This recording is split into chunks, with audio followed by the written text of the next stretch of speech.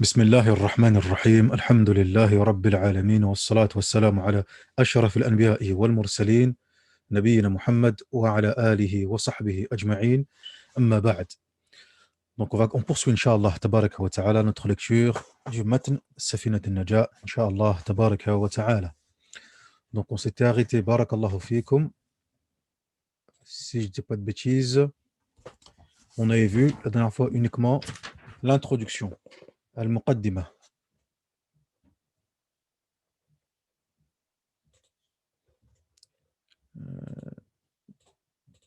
Non, c'est bien ça, c'est l'introduction uniquement.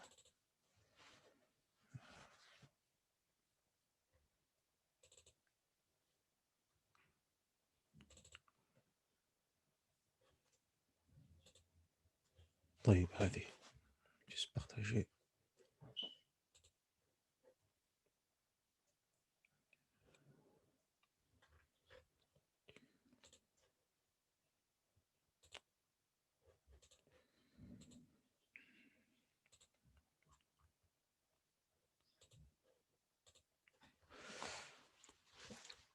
Donc l'auteur nous dit, rahimahullah ta'ala, on commence. L'auteur nous dit, Bismillahir Rahmanir Rahim, Alhamdulillahi Rabbil Alamin, wa bihi nasta'in ala umuri dunya wad din, Allahumma ya hadi al-mudillin, la hadiya lahum غيرك اهدنا الصراط المستقيم صراط الذين أنعمت عليهم من النبيين والصديقين والشهداء والصالحين غير المغضوب عليهم ولا الضالين وصلى الله وسلم على سيدنا محمد خاتم النبيين وعلى آله وصحبه أجمعين ولا حول ولا قوة إلا بالله العلي العظيم. Donc l'auteur il nous dit, rahimahullah ta'ala, au nom d'Allah, le tout miséricordieux, le très miséricordieux, les louanges appartiennent à Allah subhanahu wa ta'ala, Seigneur des mondes. C'est à lui que nous demandons de l'aide dans nos affaires mondaines et religieuses. Ô Allah, toi qui guides les perdus, nul ne peut les guider si ce n'est toi. Guide-nous vers le droit chemin, le chemin de ceux que tu as comblés par tes bienfaits, parmi les prophètes, véridiques, martyrs et vertueux, non le chemin de ceux qui ont encouru ta colère, ni de ceux qui se sont égarés. Allah prie et bénit notre prophète Mohammed sallallahu alayhi wa sallam, le sceau des prophètes, sur sa famille, ainsi que ses compagnons. Il n'y a point de force ni de puissance qu'en Allah, tabaraka wa ta'ala. Ici, l'auteur, rahimahullah ta'ala, a commencé donc son ouvrage par Al-Basmala. Bismillahir Rahmanir Rahim. Donc, il a pris exemple sur le Coran qui commence et qui débute par la Basmala. Il a pris exemple aussi également de la sunna du prophète sallallahu alayhi wa sallam. Le fameux hadith tout à fait important qui ne commence pas par la Basmala se verra dénué de baraka. Bien que certains savants discutent l'authenticité de ce hadith, cependant, on a un hadith qui est authentique et qui est clair, rapporté par l'imam al-Bukhari, rahimahullah ta'ala, lorsque le prophète sallallahu alayhi wa sallam a envoyé les différentes lettres et missives aux différents gouverneurs, notamment dans une qu'il envoya à Héraclius, il a écrit Bismillahir Rahmanir Rahim, min Muhammadin ibn Abdillahi Rasulullah ila Hiraql a'azim al-Rum. Donc, Bismillahir Rahmanir Rahim, de la part de Mohammed, le fils de Abdullah, à Héraclius, gouverneur des Romains. Donc ici, l'auteur a pris exemple donc sur la sunna du prophète sallallahu alayhi wa sallam. Ici, l'auteur, quand on regarde bien son introduction, il invoque Allah tabaraka wa ta'ala de le guider. Car c'est Allah qui guide les perdus. Et nul ne peut guider si ce n'est Allah tabaraka wa ta'ala. Et ici, on va dire, c'est une invocation qui est pertinente de la part de l'auteur, car c'est un ouvrage qui concerne l'ilm et la science, barakallahu fiikum, est une adoration, et la réussite, le tawfiq, ne vient que d'Allah tabaraka wa ta'ala. La guidée ne vient que d'Allah tabaraka wa ta'ala. التوفيق من الله سبحانه وتعالى. تمام هذا هو. En sachant que al-hidayah, que la guidée, renferme et contient également l'ilm. Contient également l'ilm.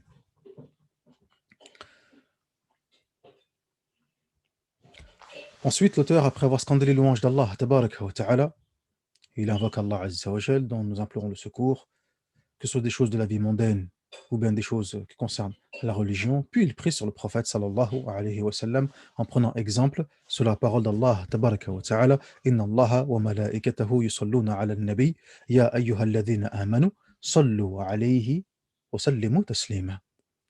Allah et ses anges prient sur le prophète, ô vous qui avez cru, priez sur lui et saluez-le abondamment. Fi surati Al-Ahzab, verset 56. Et le prophète Mohammed sallallahu alayhi wa sallam est le sceau des prophètes. C'est le dernier des prophètes. Comme l'a dit lui-même le prophète sallallahu alayhi wa sallam, la nabiyya ba'di, point de prophète après moi. Et avec lui se clôt la prophétie. Et ensuite, il a pris également sur la famille du prophète sallallahu alayhi wa sallam, ainsi que ses compagnons. Wa la hawla wa la quwwata illa billahi al-ali al-azim. L'auteur ensuite, avant de rentrer dans la partie qui concerne le droit, le fiqh, la jurisprudence, il a fait une petite introduction qui concerne al-aqid, la croyance, al-i'tiqad. Car on rappelle que l'auteur, il a dit que son épître va concerner uniquement les éléments qui sont importants et nécessaires que doit connaître tout serviteur. Il a commencé par les piliers de l'islam, arkan al-islam. Arkan al-Islam, donc les fameux piliers de l'islam qui sont au nombre de 5. Il nous dit l'auteur, rahimahullah ta'ala, les piliers de l'islam sont au nombre de 5. Le premier, l'attestation de foi. Le deuxième, l'accomplissement de la salat. Le troisième, l'acquittement de l'aumône légale. Le quatrième, le jeûne du mois de Ramadan. Le cinquième, le pèlerinage pour celui qui en a les capacités. Ça, c'est ce qu'il nous dit l'auteur, rahimahullah ta'ala, dans Safinatul Najah. Le pilier, c'est la base, ya ikhwan. Al-Rukn, c'est la base. C'est le fondement. C'est les choses sur lesquelles tout va se reposer. Tamam. Hada huwa ar-rukn. C'est ça qui est ce qu'on appelle le pilier. Ici, l'auteur, rahimahullah ta'ala, il a commencé par les choses les plus importantes. Le prophète sallallahu alayhi wa sallam, dans un hadith, il nous dit Bunya al-Islam ala khams. L'islam se repose et bâti sur 5 éléments. Et il a mentionné les fameux 5 piliers de l'islam.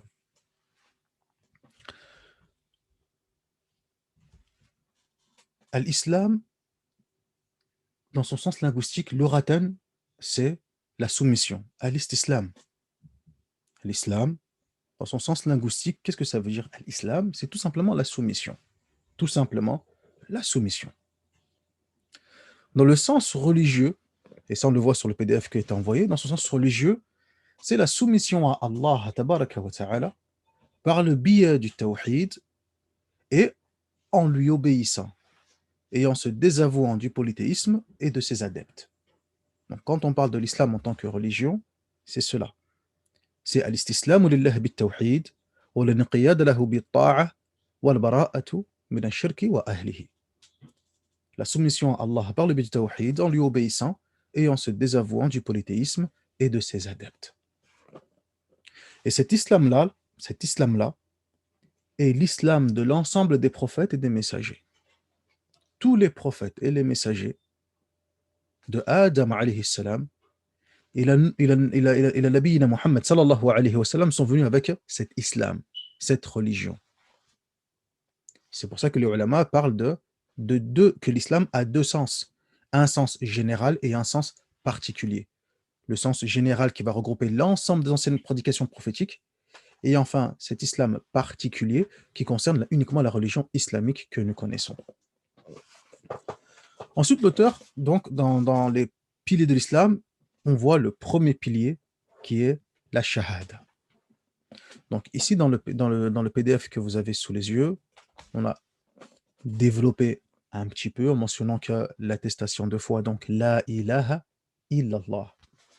Il n'y a point de divinité, digne d'adoration, si ce n'est Allah.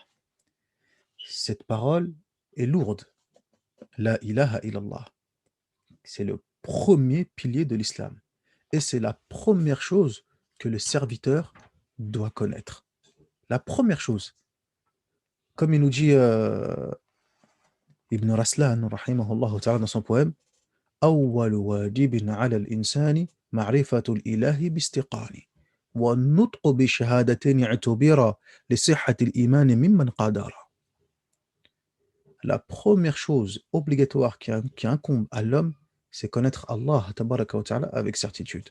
Prononcer les deux attestations de foi, car celles-ci sont nécessaires pour que sa foi soit valide. Al-nutq bi shahadatayn. Et ici,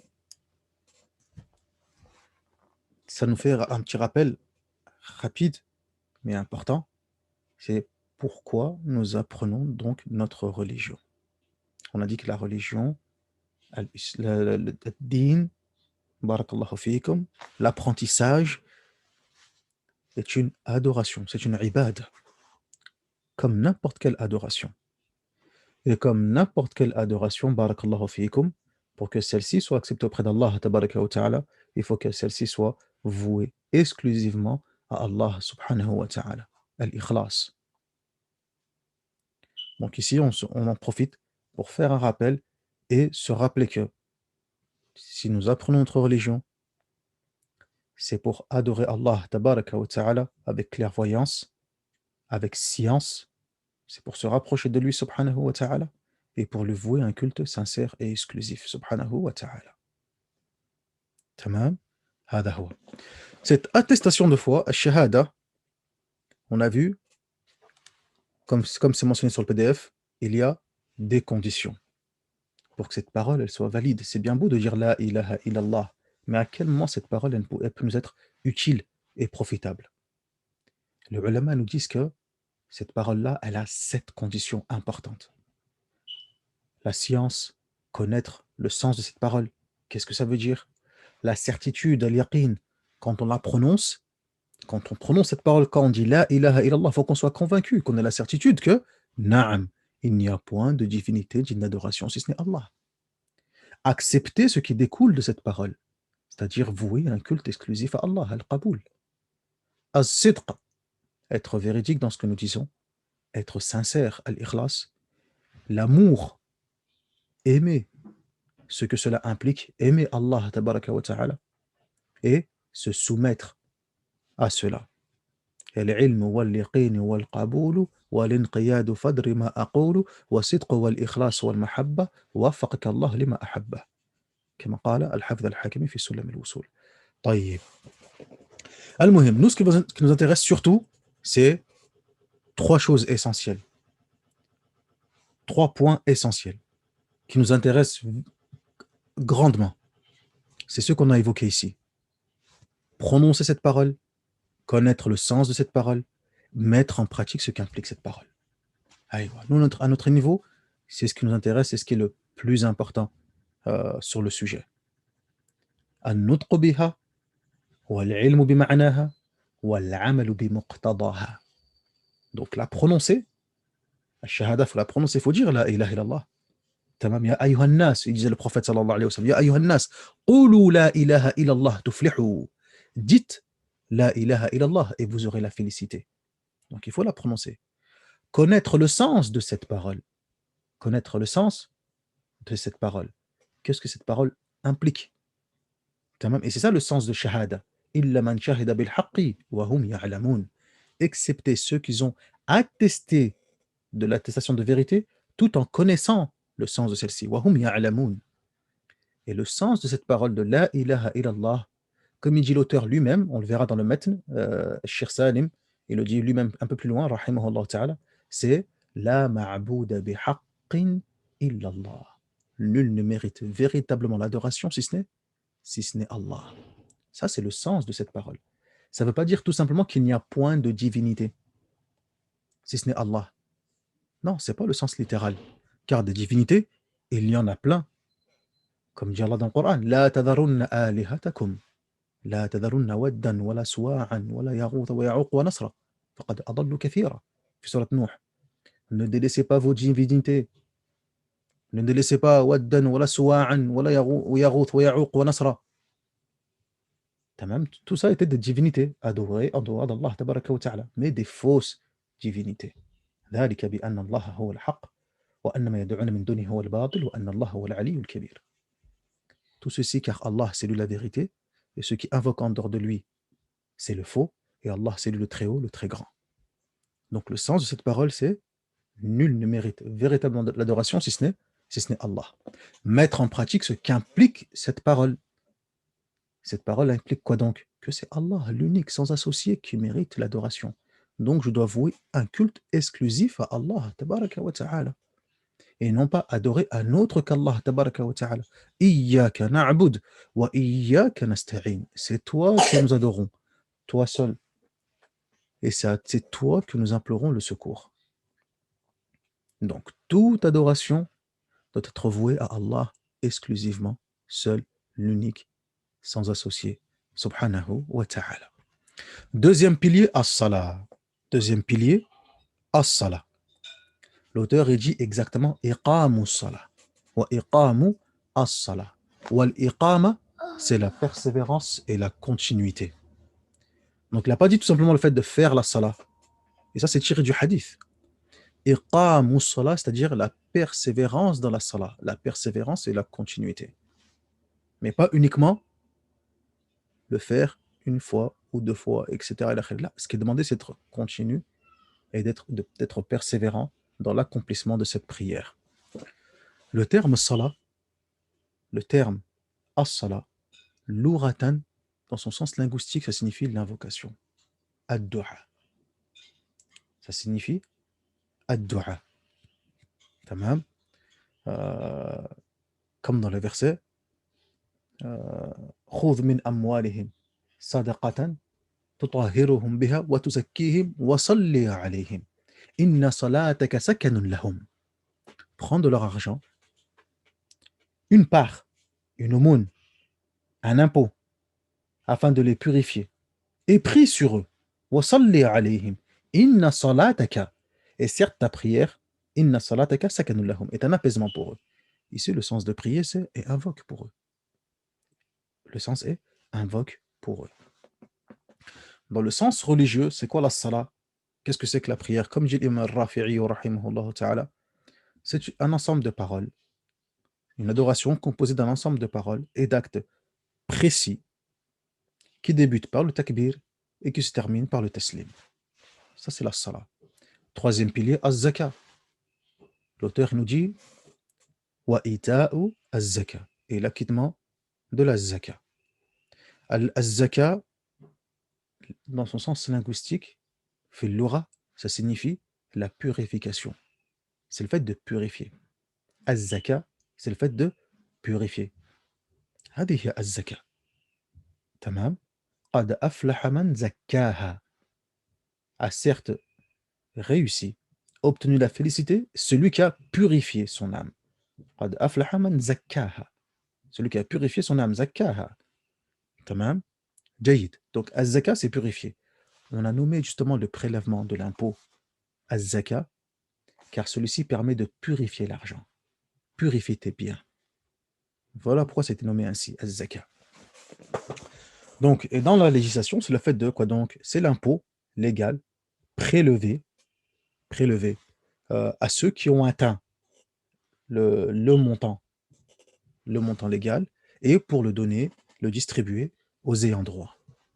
Quatrième pilier, barakallahu fikum, as-sawm, le jeûne.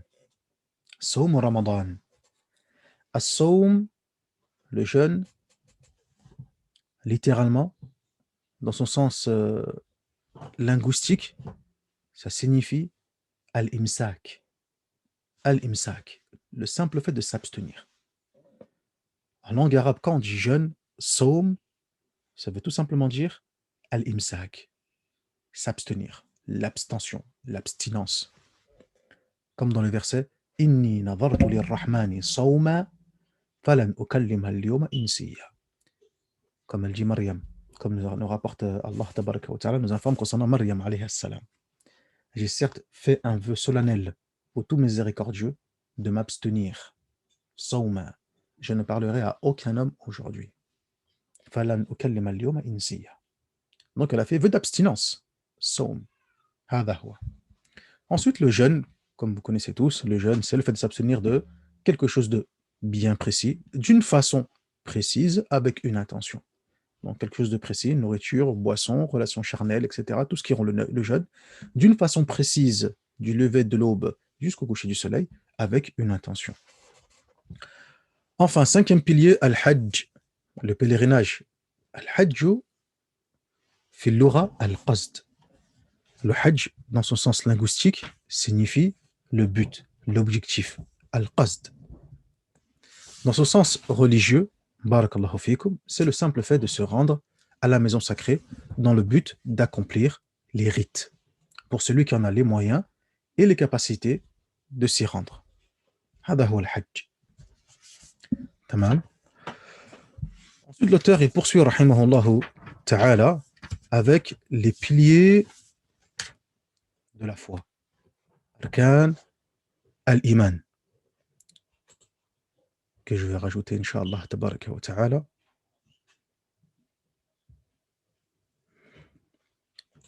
Et poursuit l'auteur avec Arkan al-iman en nous disant,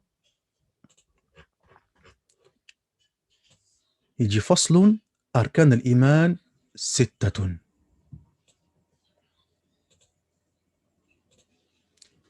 Attendez, je vais partager ça tout de suite. Et on donc, il nous dit, deuxième section, faslun, les piliers de la foi. Arkan al-iman. Donc, il nous dit, les piliers de la foi sont au nombre de 6. Croire en Allah, croire en ses anges, croire en ses livres, croire en ses messagers, croire au jour dernier, croire au destin, bon ou mauvais. Et le sens de La ilaha illallah, nulle divinité si ce n'est Allah, et nul ne mérite l'adoration si ce n'est Allah. Donc ça, c'est ce que nous dit l'auteur dans Safinatu al-Najah, rahimahullah ta'ala. Donc comme vous voyez, il fait une petite légère introduction, il ne rentre pas dans les détails. Non, juste ce qu'on doit savoir de base, des éléments, on va dire les notions élémentaires à connaître.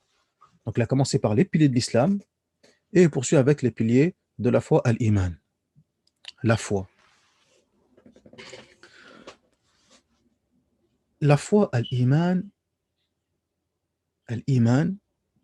qu'est-ce que c'est? On ne va pas entrer dans les détails, en profondeur, etc.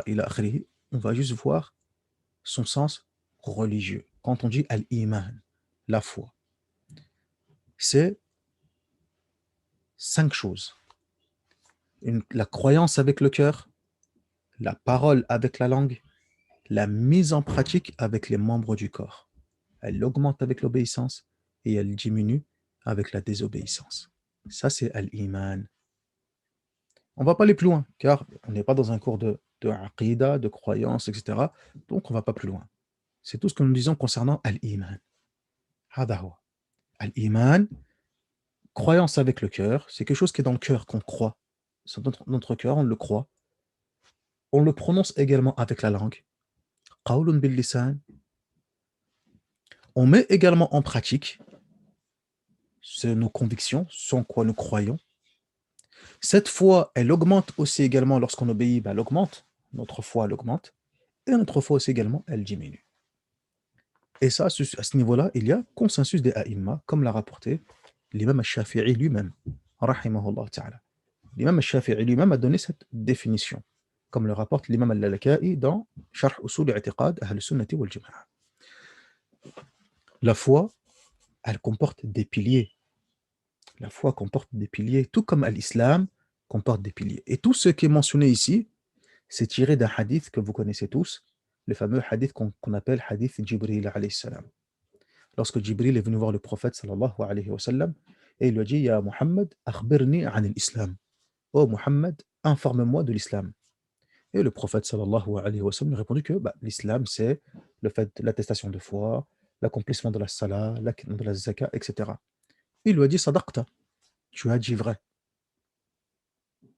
Informe-moi, akhbirni an l'iman. Maintenant, informe-moi sur la foi. Et le prophète sallallahu alayhi wa sallam lui a répondu. Il a dit la première chose, c'est de croire en Allah.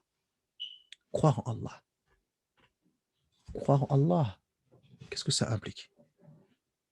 Ça implique le fait de croire en son existence. Annahu mawjoud. Ça implique de croire qu'il est unique, sans associé, dans tout ce qui concerne sa seigneurie, sa royauté, subhanahu wa ta'ala.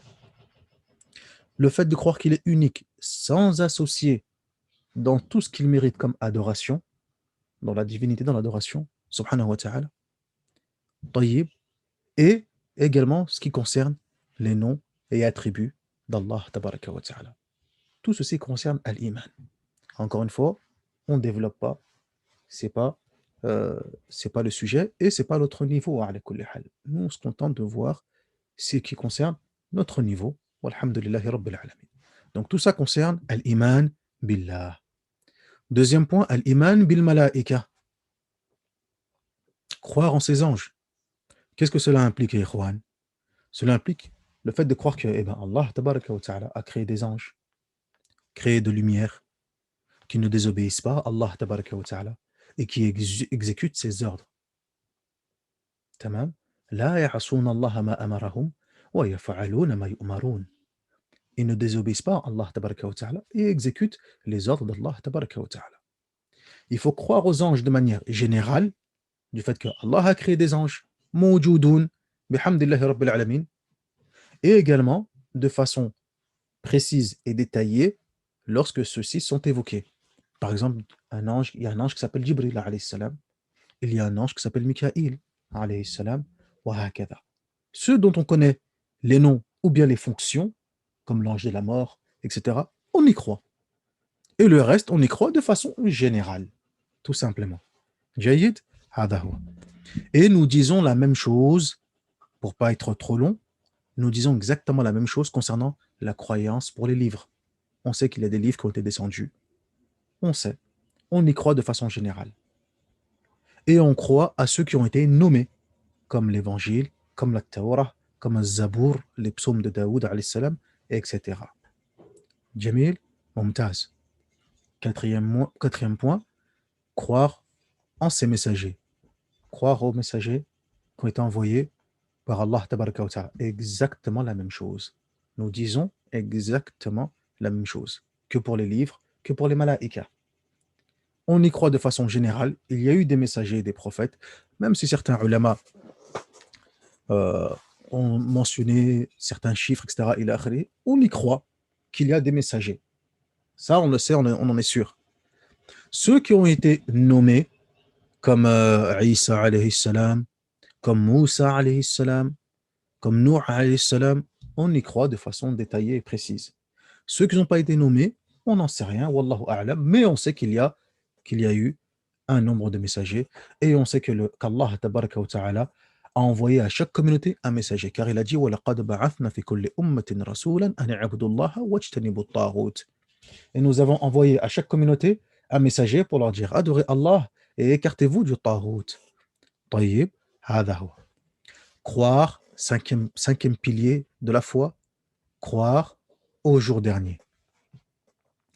L'yawm al-akhir, le dernier jour.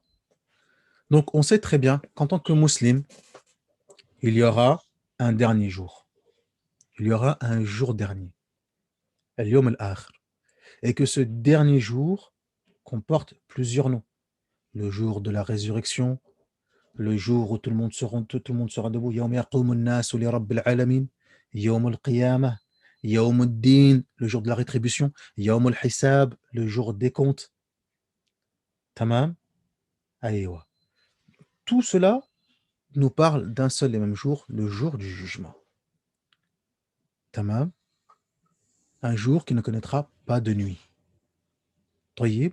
Et croire à tout ce qui va venir avec ce jour et tout ce qui implique la croyance au jour dernier, comme la balance, al-mizan, le châtiment de la tombe, le fameux pont, le bassin du prophète, sallallahu alayhi wa sallam, les questions de la tombe, le soleil qui se rapproche, etc., les signes de la fin des temps, tout ce qui va avec.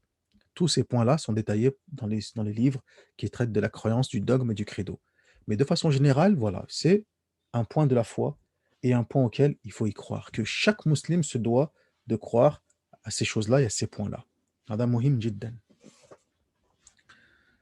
Enfin, sixième et dernier point, la croyance au destin. Al-iman ou bil-qadar, la prédestination. Que ce destin soit bon ou mauvais. Que ce destin soit bon ou mauvais. On y croit. On y croit. Tamam. هذا مهم جدا. Et que le fait qu'il y a une prédestination, etc., ila akhrihi, ceci, barakallahu fikum, n'entache et n'annule en rien, barakallahu fikum, le libre arbitre et la volonté de chacun. Et les choix de chacun. Tamam. Hada huwa. Il y a des choses que humainement, ça nous dépasse. Donc, il ne faut pas essayer de comprendre certains éléments en les ramenant, barakallahu fikum, à des données terrestres et humaines qu'on serait, barakallahu fikum, incapable de pouvoir cerner et discerner. Tout ce qu'on sait, c'est que tout a été créé et il y a une prédestination. Tayyib. Mais quand même, en même temps, l'homme a un libre arbitre et il a des choix. Et il se doit de faire ce qu'il estime bon et juste de faire. Et qu'ensuite, il sera jugé en fonction de ses actes. Point. Hada huwa. Et que croire en la prédestination, quand on dit que je crois au destin, etc., eh bien, ça implique des choses. Des choses que vous savez tous déjà. En fait, ce qui est écrit, ce qu'on mentionne et ce qu'on dit, c'est des choses que, inconsciemment ou consciemment, tout un chacun le sait et parfois même le mentionne et le dit. Première chose, la science. On sait que Allah tabaraka wa ta'ala est connaisseur de tout ce qui se passe. Allah est connaisseur de tout ce qui se passe. Ya'lamu kulla shay. Donc, ça rentre dans la croyance au destin. Croire qu'Allah sait tout, c'est ce qui s'est passé, c'est ce qui va se passer, c'est ce qui ne s'est pas passé, si ce serait passé, comment ça serait passé. Hada huwa al-ilm al-kamil. Une science parfaite et complète. Deuxième chose, al-kitaba. Le fait de croire que toute chose a été écrite. Et c'est ce qu'on entend des fois. Hada maktoub. Ah, hada huwa al-maktoub ya akhi. Sah ou la? Aywa. Al-kitaba. Ça rentre dans ce qu'on appelle maratib al-qadar. Ça rentre dans les points de la prédestination, que toutes choses ont été écrites sur la table gardée. Troisième chose, al-mashi'a, la volonté. C'est que tout ce qui se passe dans ce bas monde et dans l'autre est dû à la volonté d'Allah tabaraka wa ta'ala. Et enfin, quatrième et dernière chose, al-khalq. Allahu khaliqu kulli shay, il nous dit dans le Coran. La création. C'est que tout ce qui est présent sur terre est la création d'Allah tabaraka wa ta'ala. Tamam? Aywa. Tout ce qui se passe, tout ce qui est présent sur terre et dans l'autre, dans ce bas monde et dans l'autre, est la création d'Allah tabaraka wa ta'ala. Et comme on a dit, tout ceci est principalement tiré du hadith de Jibril alayhi salam. Certains imams ils nous disent, quand on regarde bien ces deux hadiths, ces deux points, pardon, les piliers de la foi et les piliers de l'islam, ils nous disent que si on regarde bien, ces deux points concernent deux choses. Les piliers de la foi concernent les actes extérieurs du abd, de l'homme, tandis que les piliers de la foi concernent les actes intérieurs de l'homme, le cœur. Les piliers de la foi, c'est dans l'iman, c'est dans le cœur, fil qalb. Les piliers de l'islam, ce sont les actes. C'est ce que nous mettons en application. Et dans le hadith de Jibril, si vous vous souvenez bien, il y a al-ihsan, la bienfaisance, qui est quoi donc? Qui est, on va dire, euh, la symbiose entre les deux, et de façon parfaite. Ma'al itqan. Tamam. Ça, on le verra, Inch'Allah, tabaraka wa ta'ala, si on a l'occasion de faire l'explication du hadith Jibril, Inch'Allah, tabaraka wa ta'ala. Après cette brève introduction, là, l'auteur l'auteur de Safinat al-Najah, rahimahullah ta'ala, il rentre dans la partie qui concerne al-fiqh, le droit. Nous, en ce qui concerne tout ce qui est al-aqida, etc., comme on a dit, ce qui est important de savoir, c'est de façon globale et générale. Si je te dis quels sont les piliers de la foi, tu me réponds, les piliers de la foi sont au nombre de 6. C'est croire en Allah, en ses anges, etc. Et là, tout ça. Les piliers de l'islam, qu'est-ce que c'est? C'est al-shahada, al-salah, al-zaka, al-siyam, al-hajj, et là, les choses élémentaires. Ensuite, l'auteur, qu'est-ce qu'il nous dit, rahimahullah ta'ala? Il dit, chapitre de la purification, fasl alamat al-bulugh. Il commence avec les éléments qui concernent la puberté.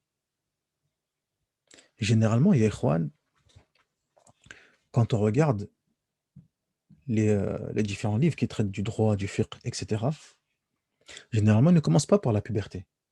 Ils commencent directement par ce qui concerne l'eau, par exemple. Tayyib. Hein, comme il dit Ibn Raslan, rahimahullah, wa innama yasihu tatahirun bima utliqa la musta'malin wala bima. Tout de suite, il commence par l'eau. Ou bien comme il dit le Qadi Abu Shuja', الماء الذي يجوز تطهير بها 700 ماء السماء وماء البحر وماء النهر. Hein, le Qadi Abu Shuja' il dit dès le départ, l'eau avec laquelle il est permis de pouvoir se purifier sont au nombre de 7. L'eau de la mer, l'eau du fleuve, l'eau du ciel, l'eau de la mer, l'eau du fleuve, etc. Ici, Cheikh Salim ibn Abdullah ibn Soumair al-Hadrami, il a dit là. La première chose, c'est alamat al-bulugh. On commence par les signes de la puberté. Pour quelle raison? Parce que les signes de la puberté va déterminer le moment où la personne devient ce qu'on appelle mukallaf, responsable. Responsable. Donc, à partir de ce moment-là, lorsqu'il est mukallaf, tout ce qui concerne le droit, la salat, purification, etc., ça le concerne et ça devient obligatoire pour lui et il devra rendre des comptes pour cela. Donc ici, l'auteur, il te dit attention. Là, je vais t'indiquer tout de suite. Est-ce que ce qui va suivre te concerne directement ou bien laïssa, ou bien pas encore. Mais c'est important, mais ça ne te concerne pas encore directement. Voilà pourquoi l'auteur, rahimahullah ta'ala, a commencé directement par alamat al-bulugh, les signes de la puberté.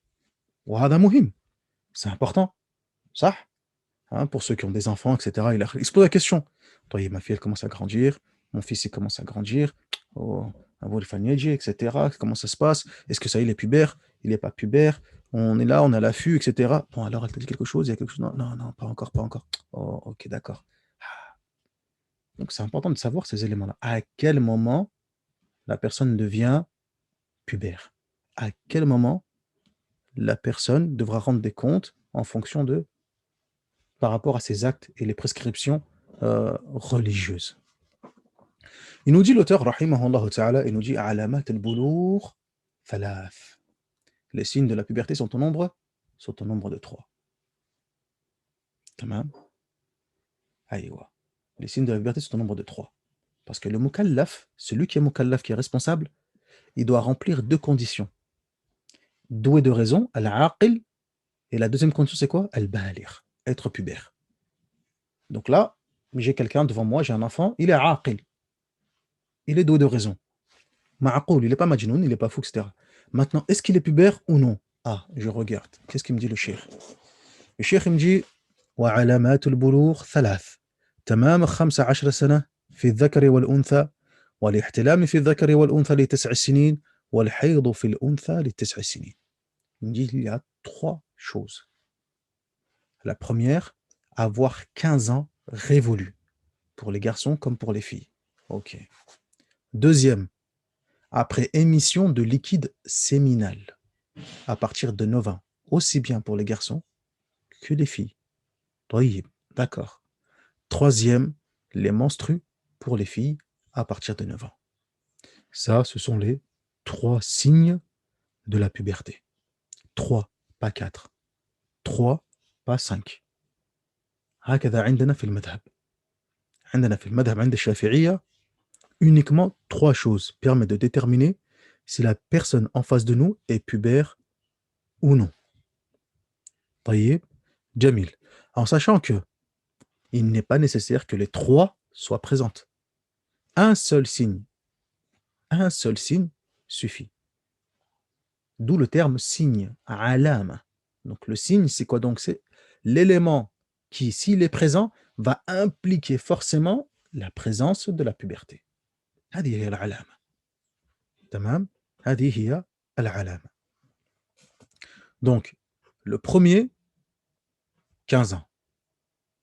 En sachant que, ikhwan, lorsqu'on parle en termes de temps et d'années, et indana, on prend toujours en considération les années lunaires. Toujours les années lunaires, al-qamariya. On ne regarde pas les années, ce qu'on appelle l'an grégorien, al-miladi. Là, on regarde l'année lunaire. Da'iman. Le calendrier hégirien. Tamam, at-tarikh al-hijri. Donc, première condition, si l'enfant, il atteint 15 ans. S'il atteint 15 ans. Aussi bien pour les garçons que pour les filles.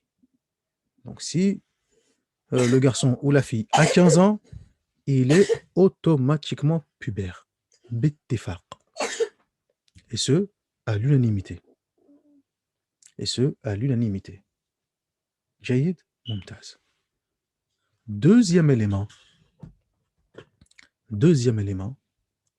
s'il n'a pas encore 15 ans, mais on observe qu'il y a eu émission, expulsion d'un liquide, aussi bien pour le garçon que pour la fille.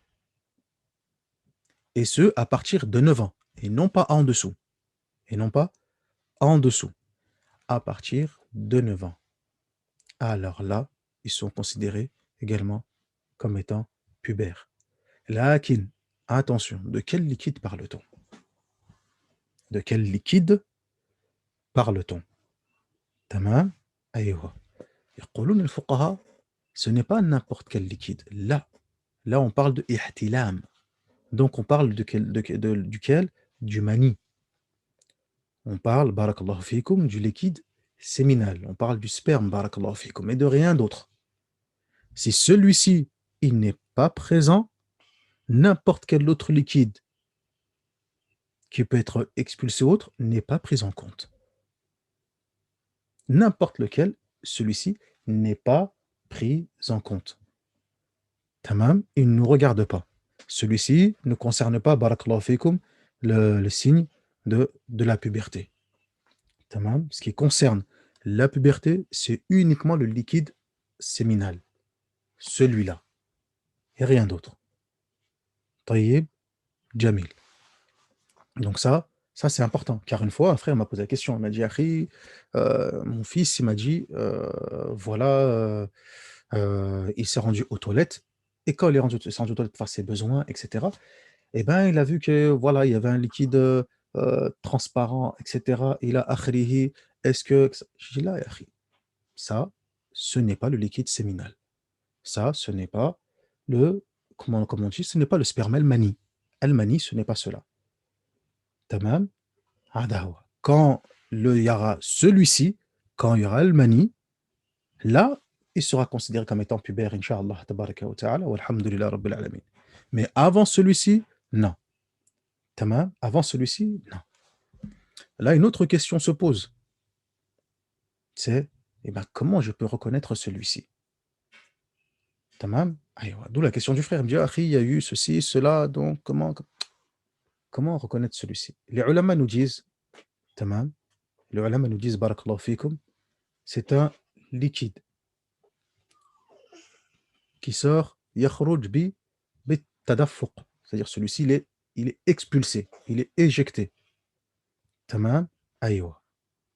Ensuite, ils disent que wa huwa saylun abyad, ma'i'un abyad. C'est un liquide qui est blanc.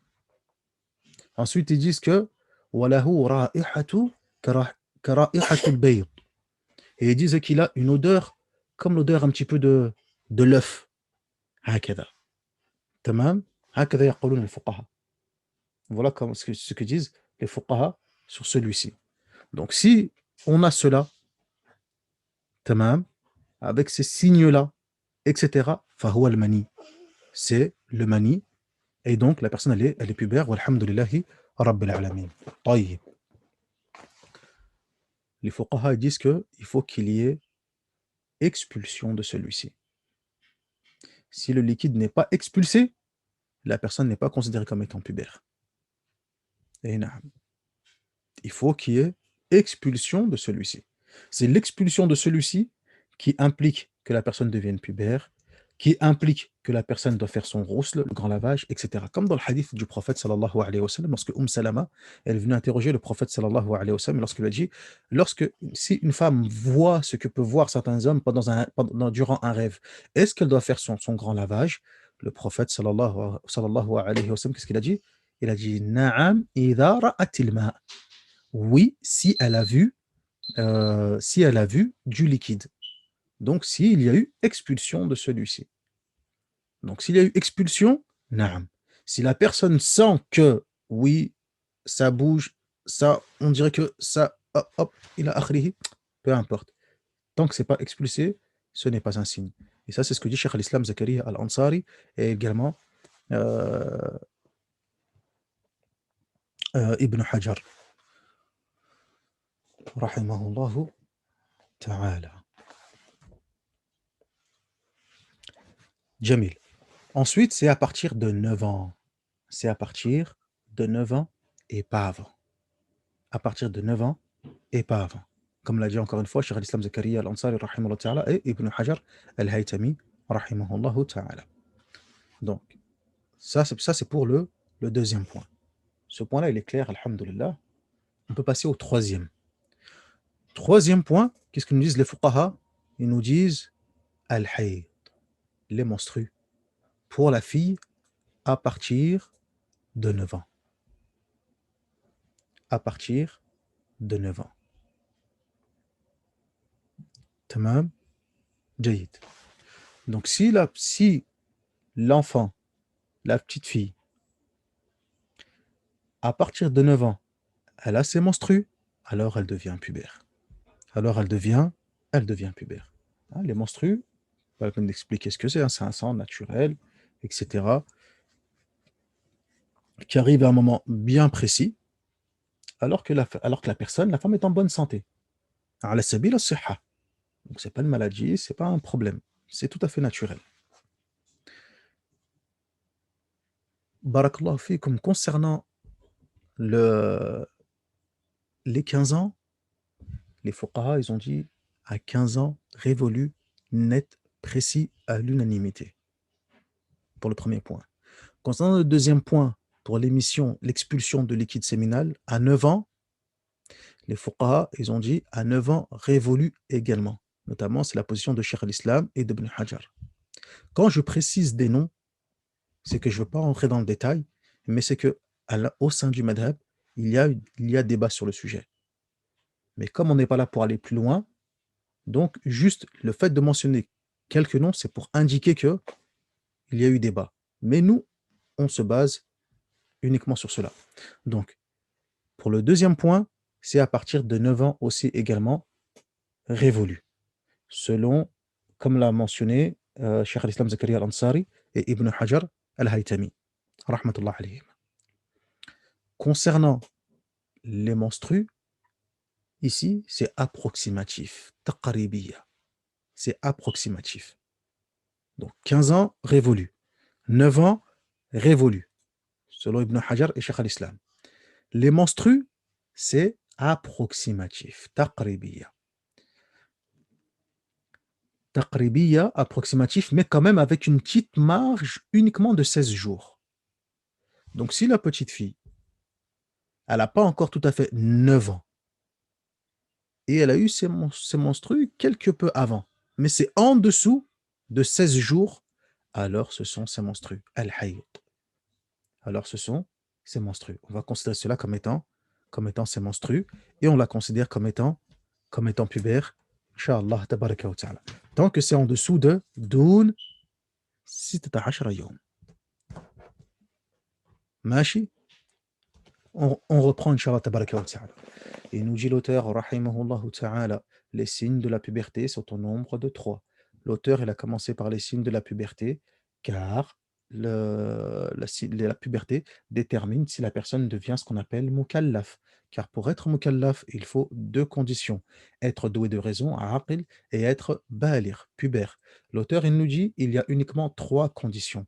La première condition, c'est avoir 15 ans lunaires révolus. Deuxième condition, c'est expulsion de liquide séminal, aussi bien pour la fille que pour le garçon, à partir de 9 ans, selon l'avis de Cheikh al-Islam Zakaria al-Ansari et d'Ibn Hajar al-Haytami. Enfin, troisième, les menstrues à partir de 9 ans, approximatif, tant que ce n'est pas au-delà de 16 jours, avant les 9 ans, comme ils ont dit les fuqaha, et que les années, on les détermine en fonction des années lunaires. Aïe. Voilà ce qu'il faut savoir sur le sujet. Tout simplement. Ni plus, ni moins. Jayid, Mumtaz. Il nous dit ensuite l'auteur, rahimahullah ta'ala, nouvelle section, Fasl al-Istinja, la toilette intime, et en particulier les conditions qui concernent l'utilisation de la pierre. On va lire les conditions et on va s'arrêter là, Inch'Allah, tabaraka wa ta'ala, et on expliquera ces conditions demain, bi'idhnillahi tabaraka wa ta'ala. Il nous dit l'auteur, rahimahullah ta'ala, les conditions pour utiliser la pierre sont au nombre de 8. Première condition, il faut que on utilise 3 pierres. Deuxième condition, nettoyer les parties intimes, devant ou derrière, ou les deux. Troisième condition, il ne faut pas laisser sécher la najasa. Il ne faut pas que l'impureté, la souillure, soit sèche. Quatrième condition, il ne faut pas que la najasa se déplace ailleurs sur le corps. Cinquième condition, il ne faut pas que la najasa se mélange avec un autre élément. Sixième condition, il ne faut pas dépasser le périmètre naturel du lieu de la najasa. Tout ça, on va l'expliquer demain, bi'idhnillahi azza wa jal. Septième condition, il ne faut pas que la najasa soit mélangée à de l'eau. Sinon, il faudra tout nettoyer et les pierres ne suffiront plus. Huitième condition, pardon, c'est la dernière qu'a cité l'auteur, rahimahullah ta'ala, que les pierres soient pures. Que les pierres soient pures. Donc ça, c'est les conditions qu'a mentionné l'auteur, rahimahullah ta'ala, pour faire sa toilette intime en utilisant une pierre. Pour revenir au signe de la puberté, il y a un point qui est intéressant, c'est que si vous remarquez bien, on voit ici que dans le madhab, les poils pubiens ne sont pas une condition ne sont pas des signes de la puberté. Certains fuqaha, certains savants qui disent que la présence de poils pubiens, non pas du duvet, mais de poils durs, comme ils disent. طيب. Et عندنا في المذهب, le fait que la personne a des poils pubiens, ce n'est pas un signe de la puberté. Ce n'est pas un signe de la puberté. طيب. La présence de poils au niveau du pubis, ce n'est pas un signe. Les signes de puberté sont uniquement les 3 que nous venons de mentionner ici. Walhamdulillahi rabbil alamin. طيب.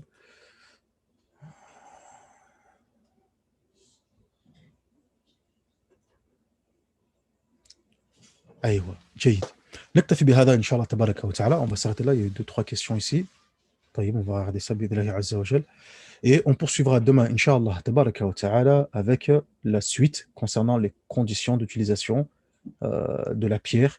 On mentionne la pierre dans le madhab, mais c'est tout élément solide, comme la pierre, qui peut être utilisé. Ici, il y a des conditions, et on verra lesquelles, Inch'Allah, tabaraka wa ta'ala. Alhamdulillah, rabbil alamin, wa sallallahu ala nabina Muhammad, wa ala alihi wa sahbihi ajma'in.